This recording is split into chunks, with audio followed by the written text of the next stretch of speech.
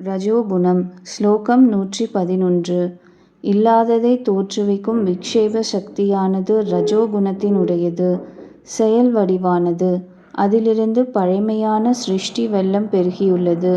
இடைவிடாது இதனின்று விருப்பு வெறுப்பு முதலியவை மனதின் மாறுபட்ட நிலைகளான துன்பம் முதலியவை எவையோ அவையும் உண்டாகின்றன. ஸ்லோகம் 112. ஆசை, கோபம், லோபம், டம்பம் முதலியவை குணத்தில் தோஷம் கற்பித்தல், அகங்காரம், பொறாமை, பகைமை முதலிய கொடிய குணங்களாகிய இவை ராஜசமானவை. இதனின்றே புருஷனுடைய வெளிநாட்டச் செயல்கள் ஏற்படுகின்றது. இப்படிப்பட்ட இந்த ரஜோகுணம் பந்தத்திற்கு காரணம். பேராசை, இந்திரியங்களின் சேஷ்டை, தொழில் முயற்சி, அமைதியின்மை, பற்று ஆகிய இவை ரஜோகுண மேலிட்டால் உண்டாகின்றன. இது கீதாச்சாரியனின் வாக்கு. தமோகுணம். ஸ்லோகம் 113. எதனால் ஒரு பொருள் மற்றொன்றாக தோற்றம் அளிக்கிறதோ அது ஆவ்ருத்தி அல்லது ஆவரண சக்தி எனப்படுவது தமோகுணத்தை சார்ந்தது. அப்படிப்பட்ட இந்த ஆவரண சக்தியே ஜீவனுடைய பிறப்பிறப்பு சூழலுக்கு ஆதி காரணம். விக்ஷேப சக்தியினுடைய திறமைக்கும் காரணம். எவனுக்கு ஒரு பொருளில் ஐயமும் திரிபும் உள்ளதோ அவனுக்கே விக்ஷேபம் ஏற்படுகிறது. எவனுக்கு உண்மை விளங்கிற்றோ அவனுக்கு விக்ஷேபம் இல்லை. ஸ்லோகம் 114. புத்திமானாயிருந்தாலும் கல்விமானாயிருந்தாலும் திறமை மிக்கவனாயிருந்தாலும் நுட்பமான விஷயங்களை காணக்கூடியவனாயிருந்தாலும் தமோகுணத்தால் பீடிக்கப்படுவானேயானால் பல தடவை தெளிவாக உபதேசிக்கப்பட்ட போதிலும் உண்மையை அறிவதில்லை.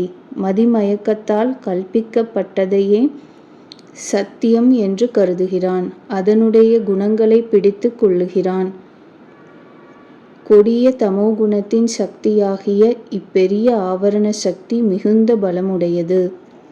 பிரக்ஞாவான் என்றால் முக்காலத்தும் ஒரே மாதிரியான நிச்சய புத்தி உடையவன். பண்டிதன் என்றால் சாஸ்திர கல்வியால் ஏற்படும் பரோக்ஷ ஞானம் உடையவன் பண்டிதன். ஸ்லோகம் 115. பிரம்ம பாவனையின்மையும் ஒரு நம்பிக்கை இல்லாமையும் சந்தேகமும் இந்த ஆவரண சக்தியுடன் தொடர்புடையவனை நிச்சயமாக விடுவதில்லை. விக்ஷேப சக்தியும் இடைவிடாது இவனை வாட்டுகிறது. அபாவனை என்பது பிரம்மம் இல்லை என்று கருதுவது. விபரீத பாவனை என்பது நான் இவ்வுடல் என்ற எண்ணம். அசம்பாவனை எதிலும் நம்பிக்கை இன்மை. ஸ்லோகம் 116. அறியாமை, சோம்பல், பகுத்தறிவின்மை, உறக்கம், அஜாக்கிரதை, முட்டாள்தனம் முதலியவை தமோகுணங்கள். இவற்றுடன் கூடியவன் ஒரு சிறிதும் உண்மையை உணரவே மாட்டான்.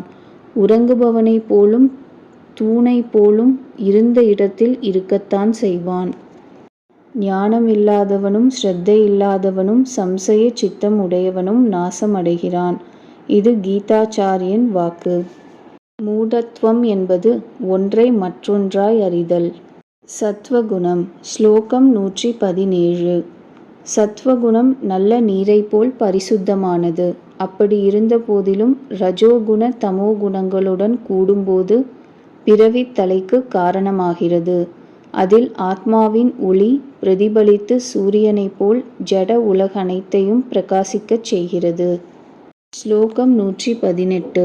கலப்படமான சத்துவ குணத்தின் அடையாளங்கள் பின் வருபவை ஆகின்றன. கர்வம், இன்மை முதலியன, நியமம், யமம் முதலியவை, ஸ்ரத்தையும் பக்தியும், முக்தியில் ஆசையும், தெய்வ சம்பத்து, பொய்யானவற்றினிருந்து விலகுதல். ஸ்லோகம் 119. பரிசுத்தமான சத்துவத்தின் இயல்புகள் மனத்தெளிவு, தன்னைத்தான் அறிதல், சிறந்த அமைதி, போதுமென்ற மனது, சந்தோஷம், பரமாத்மாவிடம் மனதை நிலைநிறுத்தல் இவற்றால் எப்பொழுது இன்ப ரசத்தை அடைந்து அனுபவிக்கிறான்.